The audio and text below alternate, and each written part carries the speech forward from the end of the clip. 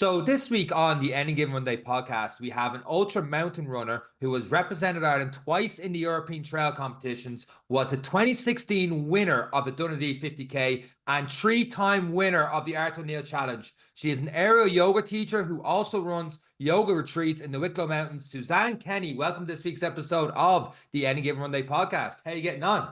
Hi guys, thanks for having me on. Delighted. Suzanne, you won the Art O'Neill. Did you know Sean got lost in the mountains and never finished? I actually listened to his podcast episode about his adventures, and I totally get it because obviously I've been there myself. And the Art O'Neill is definitely one of those races that is very hard to explain to people unless they've done it. Thanks, Suzanne. That's the nicest intro we've had in quite a while there. I like that one now. That's nice. I'm happy with that. Eric, things are starting to change, Sean. People are starting to be nice to you now. We'll change that now in about 10 minutes. Let me get warmed up. Suzanne, you are very welcome to this week's episode. Obviously, to get those kind of accolades, you didn't just show up to the Art O'Neill and get there. How did you get involved in running, and where did sports start for you? Well, I've actually always been one of those people that's been into sport. So from a really early age, I was like playing camogie with Kilmacud Crokes. I was swimming, I was Irish dancing, I was playing hockey, centre forward. I started horse riding at the age of 5, and that's something that's still huge in my life. I breed and train horses. And I suppose I've always been super active. I'm so glad I grew up in a time where there weren't phones. It was just part of my life to be always out and about doing things. And I suppose the running I only really started in maybe around 2009. And it was just a pure fluke that I randomly decided to enter this adventure race in Achill called the Achill Roar. And again, just no training, nothing properly, came out and won it. And I remember I met a girl there. I know. I met a girl down there called Rachel Kinchlock. She's actually quite, well known in the IMRA community. And she said to me, you should take up mountain running. There's this great organization called IMRA. You need to look them up. And I just kind of laughed. I was like, yeah. And went along then and decided to look up what this IMRA kind of crowd was. And that was probably, again, maybe late 2009, 2010. Decided to do the odd race on a Wednesday night in their Leinster League. And suddenly I'm turning up every week and I'm winning every week. And I'm just like, Jesus, I must be good at this. Like, I'd no running background, no nothing. It was just every week winning. I think bar 2 races, I won every single race that I entered. And I was just there going, okay, this is working out. But I had no guidance. As I said, I had no running background. I wasn't in a running club. I wasn't doing sessions. No joke. I used to be in the gym all the time, and I'd show up to this IMRA race on a Wednesday night, but between races, I was doing 0 running. So fast forward a few months, and I got selected to go off and represent Ireland in Bulgaria, and went out, and I think I came 20 something, like really good. But suddenly then I kind of started to get this niggle right up in my groin, which isn't the nicest place to have a niggle. And it turns out I got a pelvic stress fracture. And where I had it was very common for women in this particular area. Just obviously a male and female pelvis are slightly different. And it makes sense. Like, I went from 0 to hero, like literally no running to suddenly pounding up and down mountains all the time. So that kind of made me take a little bit of a step back and to try and go, okay, I can't just randomly start running. And I suppose I took a few months kind of cross training, and from there I was kind of in and out, just kind of racing for fun all the time. I never took it too seriously. I loved doing it, but I also loved going cycling with my friends. I also was competing all the time with my horses. So even now, I don't consider myself a runner, even though I do have a great running CV, but I do anything that involves movement. Like, I'm one of these people that loves adventures, love being out on the mountains, and I'm now living in Wicklow, so I'm in my element, just up in the mountains all the time. There's people in the IMRA community going, Dad, I've been training for 10 years Suzanne shows up in a Saw Doctor's t-shirt and shoes from the night before and wins every I race know. she shows And up to. like men Was it hate being beaten was it by women. weird? Was it weird? What, like, I know you've mentioned it weird, but I kind of want to dive into the, because you always kind of race against yourself, and in a lot of the trails you find yourself in your own. But in those kind of settings, like in a marathon, there's a very easy metric. In a 10K, there's an easy metric. You're as good as a time over that distance, and you can put it against the world. An IMRA race, it's very different. It's a different trail. It's a different this, and you're only racing who shows up on the day. Was it difficult to understand how well you were doing? Was it a false sense of security until you went on that European trip? Again, I didn't overanalyze it. I never wore a watch. I didn't ever have a clue what pace I was running, what time, like, because all that is kind of irrelevant in the mountains. I used to just literally ready, steady, go, run as fast as you can.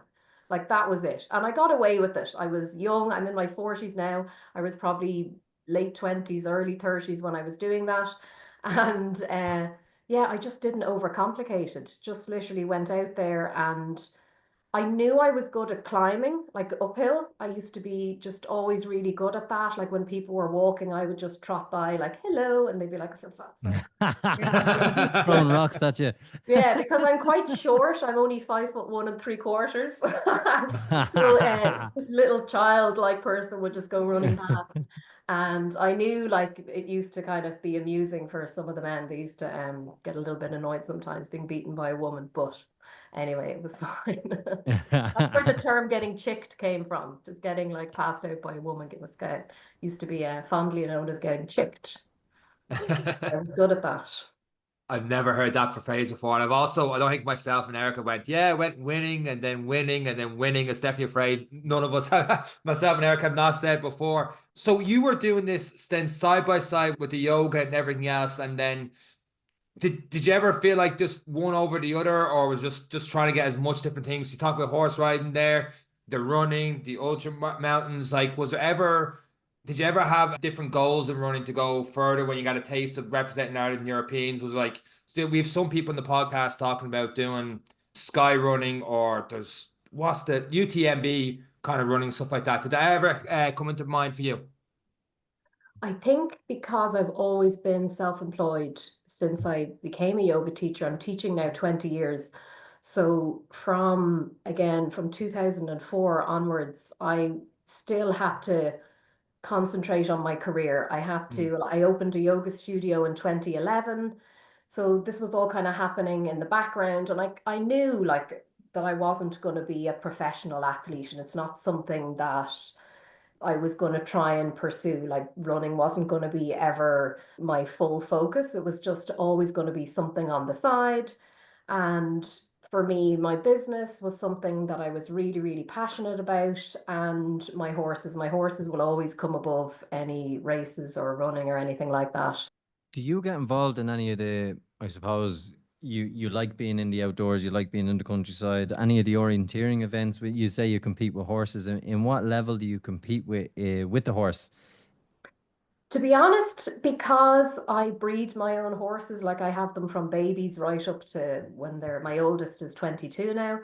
So they would be called what is considered a sport horse. So they do dressage, show jumping, or cross country. So they, depending on each horse, they all have their own little talents and personalities and everything. So I do a lot of cross country, a lot of dressage, which I know some people think looks really easy, like the horse is just dancing around the place, but it's actually really physically hard and takes years and years of training, and show jumping. But, again, not at a professional level. For me, it's just, again, nothing that I earn money from. They just cost me money. Really big dogs. Yes. And I suppose that love for working with it, it's one thing I found, like when growing up, I tried a little bit of horse riding and stuff. That's why I prefer a bike or running. I only have to trust myself. There's a lot of trust you have to place in the horse as well, and it has a mind of its own as well. Have you had any incidents or injuries coming off a horse or anything?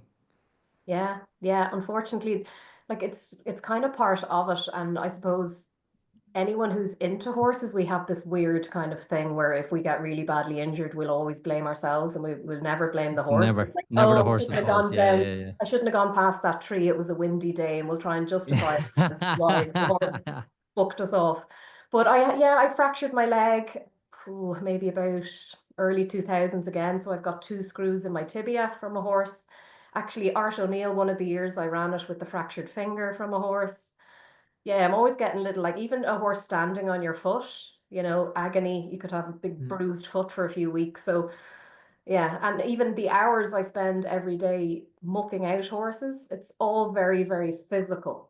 So I'm trying to learn as I'm getting older that sometimes less is more for me in terms of training. Like I know I'm doing so much every day physically, whether it's teaching my classes or working with the horses. I don't need to be in the gym doing loads of strength work because I'm doing it every day.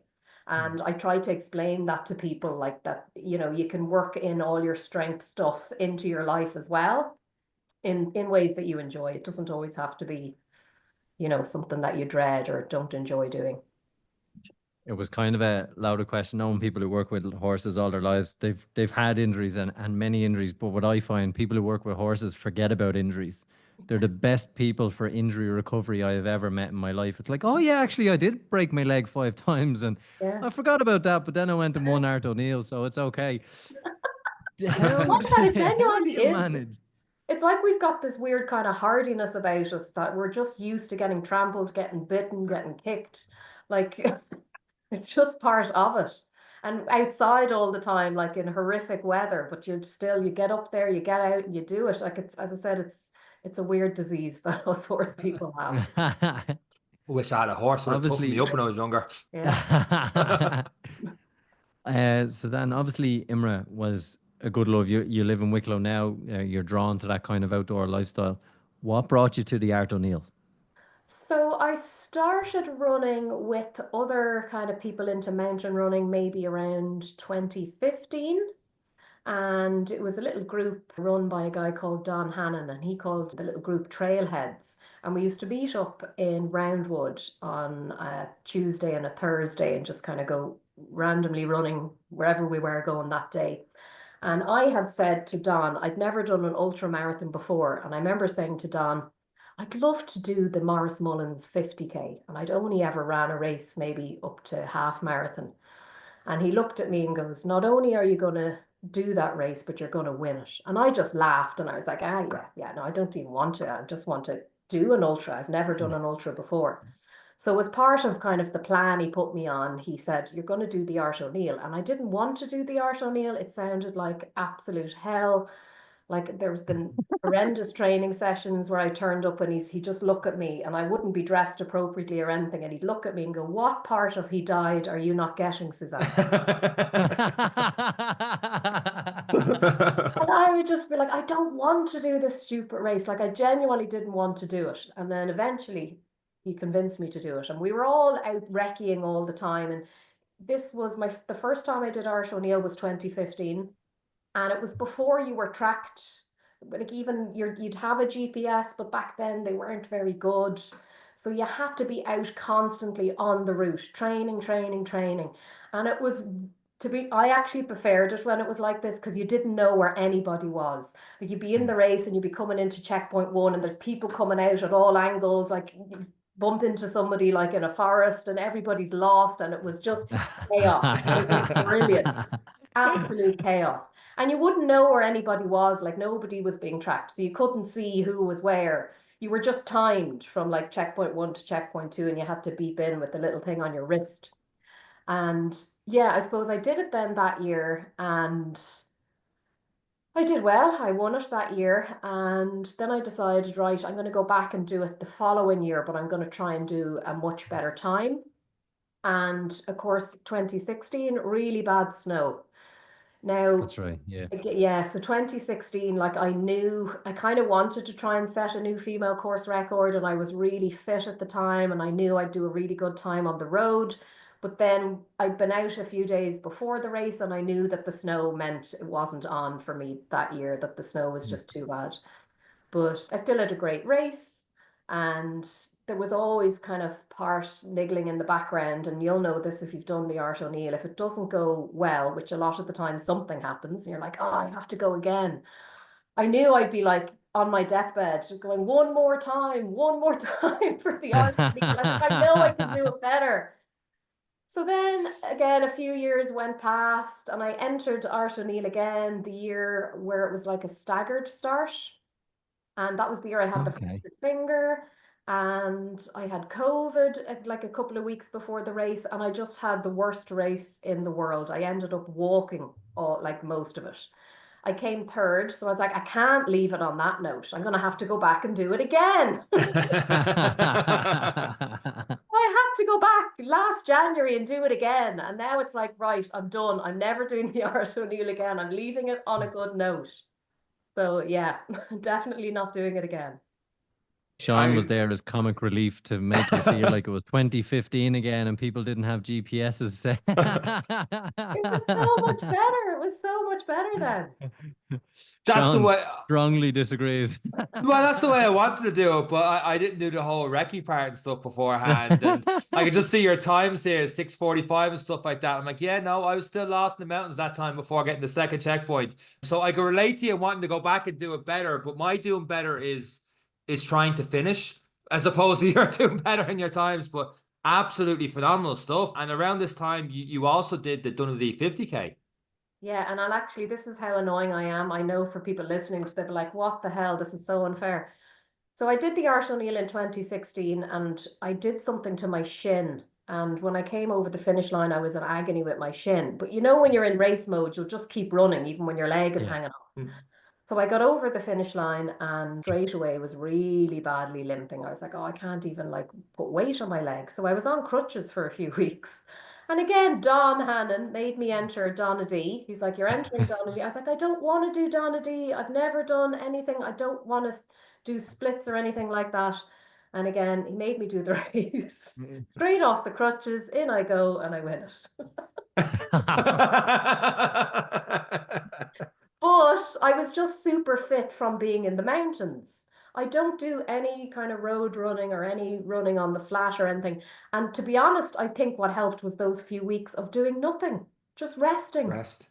Because a lot of the time, and Yeah. I'd be guilty of this, you know, the way you might panic train before something, and then you end up getting a niggle or injured because you're just panicking and thinking that you're going to get fitter when you won't. So the best thing that ever was for me for that race was I wasn't nervous going into it because I actually didn't even want to do the bloody thing. And I was fresh. I was fresh. I'd done an ultra marathon, obviously, Art O'Neill in January. And then February comes along and I go in, and I was just chatting away to another guy for most of it, a guy called Barry Drennan, and he had all the times written on his hand. He was like, oh yeah, I'm on target. I was like, oh, that's great. I'll just stick in with you. And then he left me on the last lap. He was like, I'm going to kick on a little bit. I was like, well, you do that now. Off you go. And next one, going into the finish, I see it. I'm like, ah. So I didn't do an amazing time or anything. I can't remember. I think just under 4 hours. I was just lucky that day that there was no other women that were kind of going for a very fast time, but I'll still take it.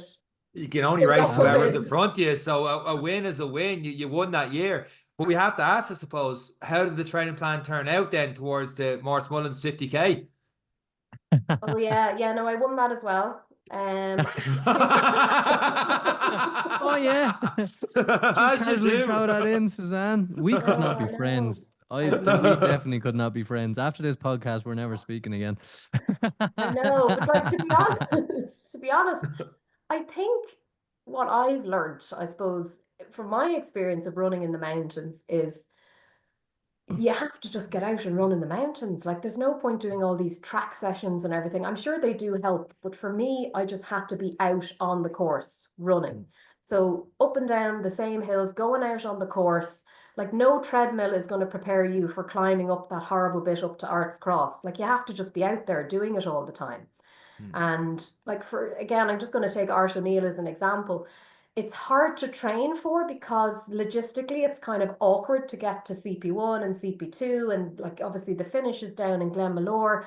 So if you have other people that are doing it as well, it definitely helps. So if you've got people who are, doing the same race as you, at least that way you can carpool and you can help each other.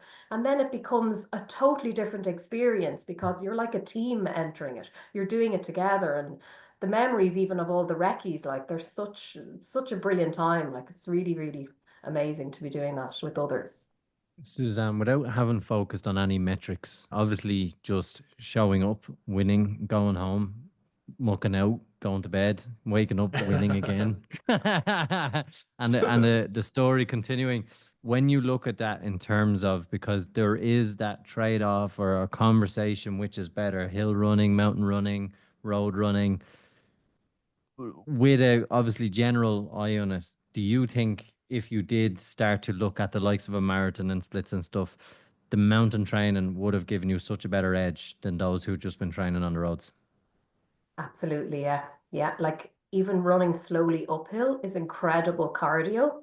Like your heart is pounding. And even just the different terrain, the up, the down, it's definitely working your body. It's not the same footfall every step, even the proprioceptor, like looking around, like your brain is taking in all the terrain. And I just think it's so beneficial, even if you're never going to be competing in the hills, to get in a hill session if you can. Even, and it doesn't have to be so serious. It can be literally going out with any of, there's so many groups now that go out around the mountains, like even just going out, and could be running at conversational pace. You don't even notice the time going by. But those sessions I think are really, really good. And for me, if I ever did try and up the volume of my training, because I think I do so much other stuff other than running, for me, high mileage doesn't suit me. So I get little niggles and things if I'm doing too much, even just silly things like shin splints and, little things. Even though I'm doing all the right stuff, I just have such a huge volume of movement in my life that for me, I would have to kind of make sure that I'm not overdoing things. So for someone like me, I only run 3 times a week. And even again for Art O'Neill last January, the longest run I did before that was 22K, I think. So you don't have to Oh be wow. banging out these huge marathon long runs to run a marathon. Like I paid for it the next day. I couldn't walk for about 2 days, but I could still go out there and run 60 something kilometers with my long run has only been up around 20 something kilometers. So I would definitely say for me, I can't, my body doesn't like a huge volume because I think I do so much other stuff. You obviously have an expertise of 20 years of something I bullied Sean into doing, and I do regularly enough myself, yoga. How vital has yoga been in your longevity in, I suppose we tipped on injury recovery as a crazy horsey, sticking to those lower mileage and getting through these races relatively injury free, bar a little bit sore. How important has yoga been in your longevity in sport? Like I'm actually very, very strong. Like I've got really good upper body strength, really good leg strength, and a lot of it, most of it is from my classes. So I teach aerial yoga as well for the last 14 years, which I don't know if you're familiar with it. It's a class where each person's using an aerial yoga hammock. So the best way I can describe it is it's like a silk coming from the ceiling that comes down in a horseshoe shape, and Sean, everybody, I have a new challenge for you. Nope. yes, yes. I've seen some of the movements and the calisthenics and the Pilates involved in this. I know what I'd be used to that, and this is one of them. Yeah, no, honestly, it's so good. Like you're doing loads of single leg strength work, you're doing loads of planks, you're doing loads of upper body, loads of core, and it's fun. Hmm. Like that is huge. And I think with any yoga class, not just aerial yoga, any yoga class, there's so much variety under the umbrella yoga. So it really just depends on the instructor. Like you might go to a class that's a little bit too gentle, that you might find you want something with a little bit of a stronger, I suppose, theme. And you might think, oh, yoga's not for me because you went to one class that you didn't enjoy. Hmm. Whereas you might do the opposite. You might go to a class that's super advanced with people wrapping their legs up around their heads and everything. And you're just like, oh my God, what is this? So I would definitely say sometimes it takes a little time to find an instructor that would be teaching what you're looking for. And you might be looking for gentle. You might be training really hard and you're looking for something to complement your training to kind of use as an active recovery class. Or like I was saying with the aerial yoga, you might be looking for something that's going to build strength and that's going to get you moving well. And again, that you can mix in with your normal training. What is your avatar for an aerial yoga session? Like, what kind of people do you normally see? Is it a mix of everything? Like you hear about, like what you're talking about there, gentle. I've heard the term sports yoga and those kind of things. What do you find with the type of person that comes into an aerial yoga session? Ooh, okay, that's so varied because I have so much. Like I've got athletes. It's not me and Sean anyway. Well, maybe Not it is yet. runners that it Not should be yet. us two out doing Yeah. Not something like yet. this. Like, because I saw your description of the aerial yoga was you said it was Pilates, aerial moves, obviously, and calisthenics you use as well, which is a name for bodyweight exercise. If you think that's easy, try and do 30 push-ups and stuff like that. It's bodyweight stuff. You don't always need weights. So I was curious to what you see walking the door to do those kind of sessions. I find once, especially men are hard to get into a yoga class, but once they're in and they realize what it's all Hmm. about, they love it. And men find the aerial yoga brilliant because they're often very good at it, especially the upper body stuff. And they kind of get a little bit of a buzz from that because they're probably able to do a lot of stuff that some of us girls can't do because women just don't naturally have the same upper body strength as a man. But a lot of men I find as well would go, oh, I know I need to do yoga, but I think I'm going to look into Pilates. And I'm like, oh, you hear it so often. I'm like, oh, Yeah.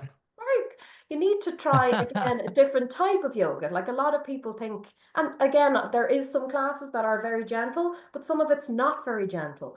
But I would get a lot of women coming in who want to work on their strength. And I get a lot of people who aren't typical gym goers. They're maybe looking for something to do instead of the gym. So again, with aerial yoga in particular, the sessions would be enough on their own. You don't need to go off then and go to the gym as well that day, you know? Hmm. So it would be somebody who's looking for something a little stronger. But there's something quite unique in an aerial yoga class, which is where you hang upside down in the hammock. And there's loads of research about decompression therapy, which is Oh, basically what you're doing in the yes. hammock. It's stretching and lengthening your back. So literally all the little vertebrae and the spaces between the vertebrae are getting stretched out. And it's painless. It's obviously actually very comfortable to hang upside down.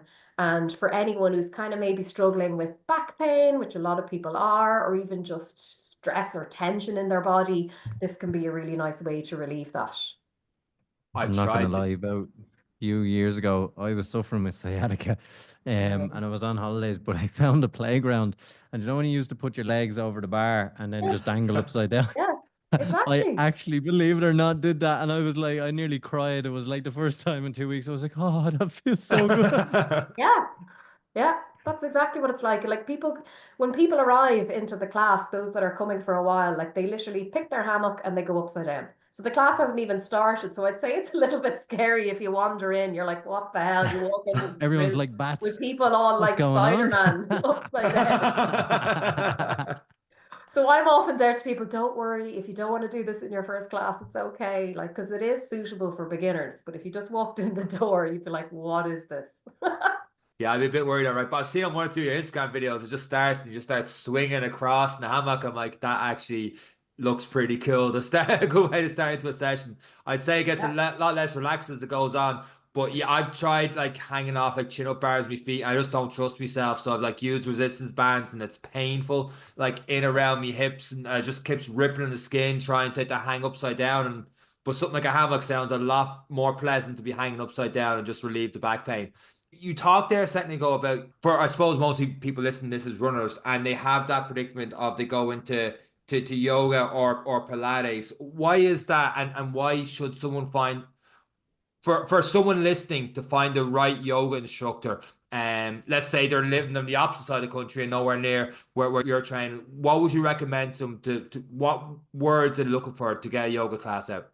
Oh, okay. Again, I would be trying to find out what is their goal. So if it's to get strong and to use movement for building strength and just getting the body moving as it should. It would be a stronger type of class, and it might be worded as vinyasa flow, or it might be worded as power yoga or rocket yoga, something like that. And then if they were looking for the opposite, if they were looking for, like, they just felt their body really needed the opposite, they were looking for rest, there's some gentler forms of yoga, hatha yoga or yin yoga. Even sound baths are huge at the moment. I don't teach that now, but that is something that's really, really popular at the moment, where people lie Hold down on. and What's the what's a s- sound. what's a, what's a sound bath? Yeah. What is it? Mm. Yeah, it's sound therapy. Again, I don't teach it, but people lie down, and I sometimes host one in the studio where people come and they do an hour of yoga with me, and then they get in the hammock and lie down and listen to Emma is the girl I get in to do the sound bath, and she's playing all Tibetan bowls and gongs and everything. And yeah, it's always really, really busy. People love it. Oh my I, God, that sounds like bliss. I'd be Yeah, snoring. I'd ruin it for everyone. yeah. it happens. People Is do that a gong or snore. a snore? Absolutely amazing. Suzanne, a lot of people, and by a lot of people, I mean me and Sean, this is going to be very aimed at how I can get more information about yoga. I find yoga very hard. I'm not probably as consistent. I know consistency is king with running with everything. And I'll probably do one session a week. Mine's probably more, it's feeling stiff, reactive kind of yoga, getting the kind of quick relief and then going off for another week, coming back for the quick relief. When I'm in classes, and people may relate to this, anyone who's tried following along a yoga class, like I find my flexibility is next to zero. I'll be holding positions, and obviously there's bifolding people beside me, and I'm like, I have no idea how you're doing that, but I am sweating. I'm finding it so hard, legs shaking, and I'm barely moving. How do you go from that? And I say this in a nice way, to enjoying yoga, because it's very hard to enjoy it. And when you're like, just breathe, just relax, you're like, you've used Suzanne tell me to relax one more time. How do you get from that stage, which is where I am and where I've been for a long time? Because obviously I don't do it enough, and I acknowledge that already. But how do you get from there to enjoying the process of the yoga class? Would you know what type of yoga you're doing? Would you know what Yoga with Adrian on YouTube. oh, on YouTube? Yeah. And it's usually lower back, hips, hamstring strength, all that kind of stuff.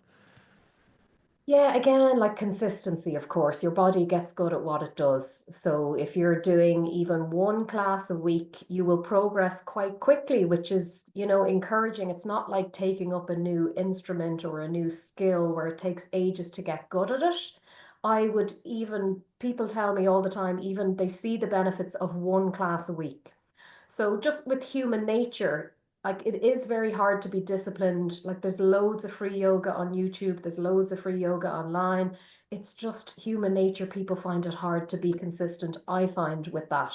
So if I was again talking to someone like yourself who's struggling to get consistent, I would suggest that you book a class that you go to, you pay in advance, 6 to 8 weeks, commit, give it a proper go, and then see how you're doing, because it's so different attending a class to doing it online.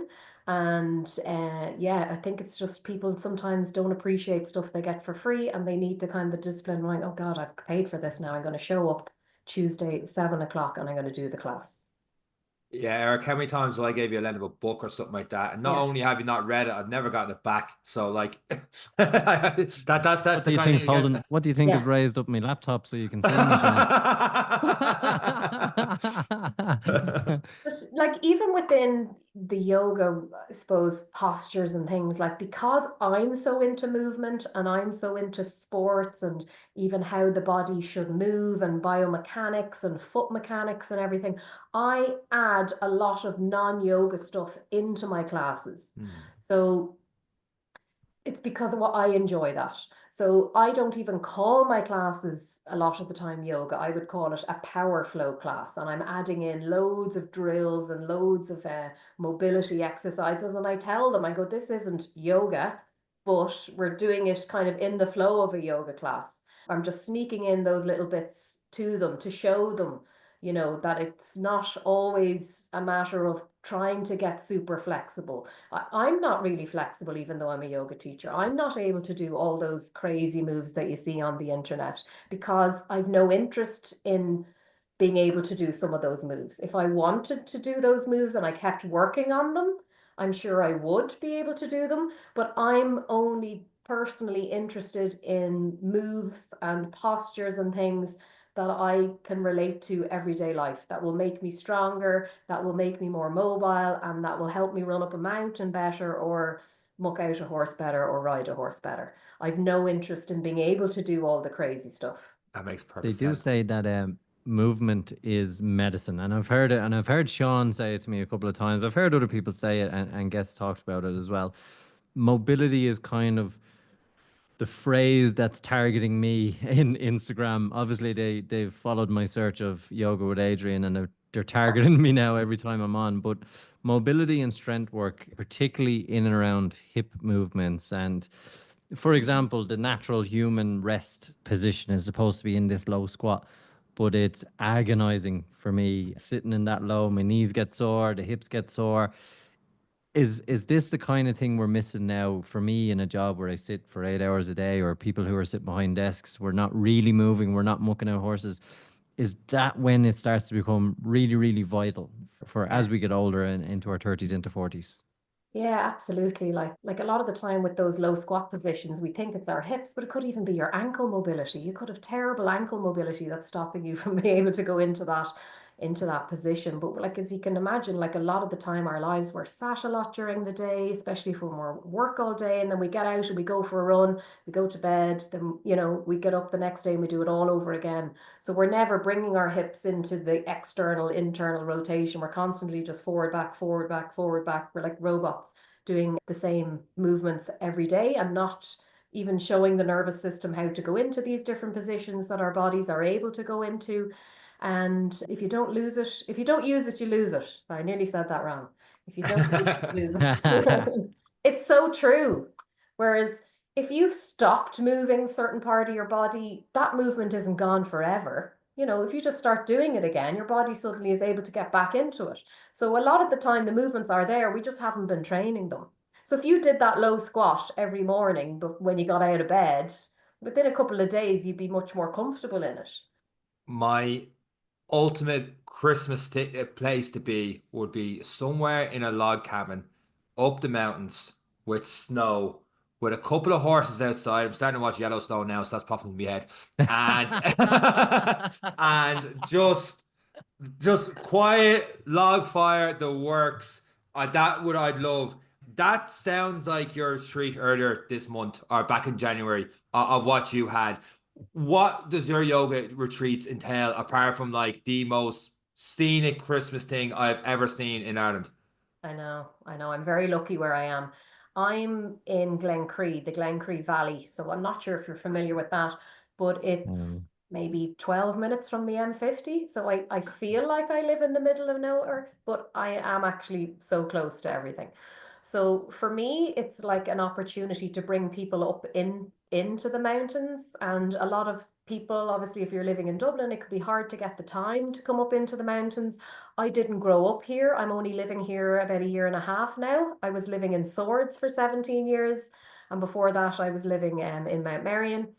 So for me, it's just the perfect way of getting people to experience life up here and even just the quietness of the mountains and just the pure beauty of it. Like I'm obsessed with it. I'm walking outside every day going, wow, this is incredible. I just don't take it for granted and I love that. But when for the weekends, I get people to come up and I have a house rented, belong to a neighbor of mine that I use for the retreats. It's a stunning refurbished bungalow. So everybody stays Wow. there. We do the sauna. I have one of those little pop-up saunas. We've got the rivers here. People can dip into the river. And then I have aerial yoga here as well. So I do classes of aerial yoga with people, but then between sessions, we can go off for a hike if we want, or if people just want to chill, they can do that as well. So again, depending on the time of the year, I did a retreat at the start of November, kind of around Halloween. I did one just there in January, and the time just goes so quick. I'm always like, oh, I can't wait for the summer to come and be able to do more in the summertime when we've got obviously daylight for a bit longer. I'll have them hiking up around Lochbray and all that. Class. Sounds so cool. Yeah, it is. With these retreats, do you have any rules in terms of bringing your phone in? Is it a real decompress, switch off kind of weekend? Because obviously people carry a lot of anxieties. I'm going on a retreat. I'm also going on a retreat in the mountains. Like, is there any kind of things to just give that extra switch off as well that you include? I don't make people switch off the phones or anything like that. I'm sure I could if I wanted to. People are pretty good when they get here of just being in the moment, you know. They wouldn't find it difficult not to be on the phone, you know. It's only a short time, it's only a weekend. Usually they arrive on a Friday evening or a Saturday morning, and sure they're back then by the Sunday. But yeah, like definitely even just experiencing how quiet it is up here. I had the feedback I had from the first retreat. There was one girl that's just like, I can hear a river, but I can't see it. It's just Ah, mad. cool. And even just the Yeah. stars, like looking up at the stars, it's just incredible. But it's there for all of us. You know what I mean? It's so easy to find this sense of peace, like it's so close to life. And what's the Wi-Fi signal like? Perfect. No. Could we do it? Could we do a podcast from there, I'm Suzanne? on the Wi-Fi now. And do you still eat normal dinners or is it weird dinners? No, Suzanne, it does sound absolutely amazing and something we're probably not good at. And again, coming back to runners and what most people are kind of looking for, top tips from Suzanne into their yoga and good habits going forward for the year. Do you have any top tips for those who neglect stretching, neglect kind of the maintenance side of their lives, the mobility side of their lives, and what can we, particularly as runners with a running background and a good understanding, it's nice to have someone who has run, even if they just showed up on the day, but someone who has done it. Tell us, listen, maybe you should be looking at this, and this, and make these changes for the year ahead, and you could be in a good place in a couple of months. Yeah, again, I would go back to trying to find a class. If you're kind of focused on trying to bring yoga, Pilates, aerial into your training schedule, find a teacher who you kind of gel with, whose class you enjoy. Step one, you're in, sign up for the 6 to 8 weeks, give it a proper go. Then, in terms of training, definitely it has to be stuff that you enjoy. Otherwise you'll just dread it and you won't want to, whether it's a speed session or just going out on a Monday to do a long run. Like make things enjoyable, whether it's going out with friends, whether it's listening to a podcast, whether it's going for a run up the mountains. I find for me, like I look forward to going out. If I can't get out for whatever reason, I get cranky. Like I just love it so much. For me, it's just the headspace, and I don't have to worry about a watch and wondering how fast I am at going uphill. So if you haven't been bringing any kind of hill training into your plan, I would definitely recommend it. It's so good for building strength. If you're not into doing the weights and everything, just go run up a mountain. Like it's free, but it's also so good at strengthening the legs. As I said, cardio before, even just working on your posture, running uphill, downhill, and get friends if you find you're a little bit, especially women. I've had women say to me before that they're a little bit nervous going out on their own.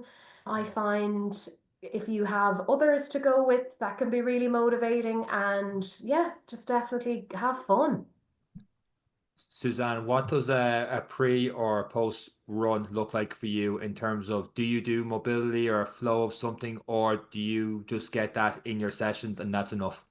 Yeah, I wouldn't be doing like stretches before a run or anything like that. If it was a really cold day or something, I might do a few little mobility drills before going for a run. But most of the time, again, in the hills, you're not going straight out sprinting. You're not going to Hmm. pull a muscle. You're starting off slow. And again, for anyone not used to hill running, it can be funny because sometimes you're power hiking uphill. It's not all running. And you can be kind of there going, God, I'm walking. But like you're still working so hard. But for me, yeah, I wouldn't be doing any stuff really before or after a run. For me, it's all in between. And for me, like I'm doing it for hours every day in my classes. I'm only doing my strength work and my mobility and everything in my teaching. I'm lucky that I get to do it every day. I don't have to be doing extra sessions myself at home. I do it all in my classes. So that's why I'm saying if you can just get into a class with the teacher like me, if you can't get to my classes, someone exactly like me, I want to I would have won. If you don't go to Suzanne, that's it. We're stopping the podcast. You'll never win anything. Yeah, unfortunately, Anna. Yeah, if you can find some way of getting that work in to your week, that's you're covered. You don't need to be doing it extra yourself unless you're struggling to find a class that's getting it for you. That is music to people's ears for so many reasons. One, we all feel guilty after not going for a stretch or something after a session and we're a little bit stiff and sore later, like, oh, I should have done 20, 30 minutes yoga. I'll do it the next time. And Yeah. it never happens the next time. So the fact that if you stay consistent at it and, just book yourself into a session, pick that slot, go with it, and get your hour of stuff in from there. And then you're getting some strength work in there as well and getting the runs in with the hills and strengthening the legs. That's class information. That's class advice for people. Yeah, and even all the sauna stuff lately, like I love all that stuff. That's so great for recovery. So How if do you you find the pop-up sauna, Suzanne, actually? brilliant, Because I've absolutely brilliant. so many emails are getting them like, oh, this time maybe I'll go, not go with it. And is it as Do good it. as the other saunas? You recommend them? Yeah, do it. Because like obviously having a sauna at your house can be difficult. Whereas these Mm. like you're set up in 10 minutes and it heats up so quickly. But it's so like you see all the science, it's always Mm. there even online about saunas and cold plunges and everything. I would say they're the best thing to do after a long run. And again, you can make it social, you can meet up with friends, do the sauna, do the ice bath. That's brilliant for your recovery. 100%. Yeah, I think you've pushed me getting this on. I'm not gonna say we're definitely gonna get one, but that's the closest. I've seen so many offers over Christmas. It's like, will I? Won't I? Is it the same? But I'm glad. I've never talked to someone that has done the amount of running and training you've done that also use the pop up saunas that I want to get their advice on. So maybe everyone listening might get a Hold pop on up a minute. sauna. Eric I'm says I'm I'm living in a sauna here in Mozambique. What's a pop-up sauna? what? You've never seen these online? No, Oh no, yeah, I God. told you I'm getting hip exercises advertised to me. I live in a sauna. I'm not getting saunas advertised. I'm getting saunas advertised me all the time, but I'll let Suzanne explain to you what exactly they are. Suzanne, Yeah, what's pop-up sauna? Is yeah, this it's like it looks literally like a like mobile shower where you stand into it? yeah, it's a bigger than that. It's a pop-up tent basically, but it's all insulated, What? like it's a proper sauna. And I think a lot of them are used for ice fishing in really cold climates where No way. yeah, I swear yeah, to and God, this is like a whole new world. I can't believe I haven't heard of these. yeah, No. brilliant. And they have a little zip to get in and out and little windows and everything. But like the ground is still the ground. So there's no floor on it, but it pops up into like a hexagonal kind of a shape. And you can easily fit 4 or 5 people in. And you've got your wood burner and everything. And yeah, I just find it so good. And it heats up really, really quickly. So you're not waiting for ages and you're in and out, you're done.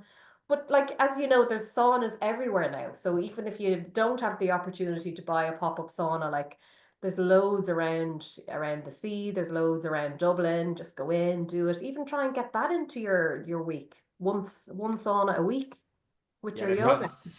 Eric doesn't know because he's over in Africa in the far side of the world, but This is sauna's gotten amazing. so popular over here now, man. How When long are I you when over I get there? back, I'm gonna be like, Sean will be inviting me over, be like, yeah, no bother, can I bring me sauna? How long are you over there, This is Eric? great. I was worried. I'm here now for another year-ish, but I'll be back in March inquiring about a pop-up sauna just to defrost, make sure I stay warm when I get back. But I swear, like it's amazing. You guys are talking like this, like it's cornflakes, like it's just a given. I'm like, what? Yeah. What has happened? Like I thought you were talking about, the way. But I know there's a place beside the Boyne River. I know there's other places near some of the hot spots like the 40 foot that it's a pop-up. It's actually a guy with a trailer Yeah. or a guy with a trailer that has a sauna attached to it. But this is actually in your back garden, an electric heater, and away you go. Not an This electric heater, a this wood is burning amazing. stove. It's a proper wood burning A stove. wood burning stove. Yeah. Oh my God. Oh, this. You've got the 200. You 200. know what? stones and everything on top, and you do your little ladle with the Oh water. my God, this is a revelation. I'm excited. I'm excited. Suzanne, 250 odd episodes. I've never seen Eric's mind explode as much as it has that right was now. absolutely amazing. I've never looked forward to recovery so much when I get home, but absolutely brilliant.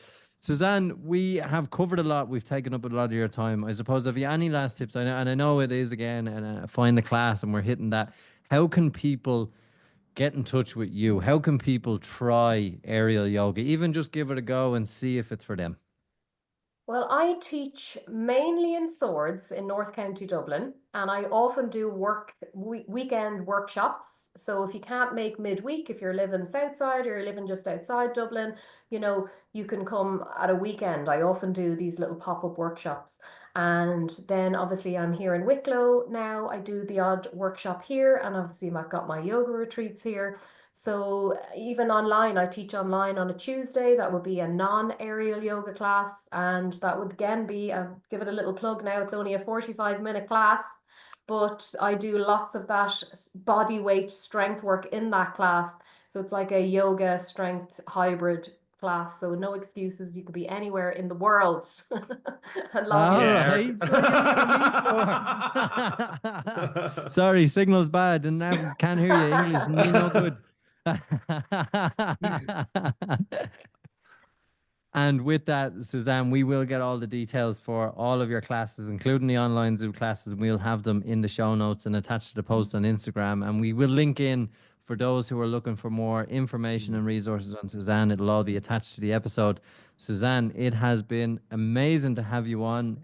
Your modesty for running, I suppose, is evident through your Instagram. It doesn't exist. You had to tell us you ran loads. We found out more about you through running, and then you just bring so much to it, and in such a casual way. It's phenomenal. It makes us jealous, but it's absolutely phenomenal, and it's been great to get to know your background and the beauty and the power of yoga and what it can bring to sport. Welcome. Thank you very much. And that is it for this week's episode of the Any Given Monday podcast. Myself, Suzanne, and Eric. Take care.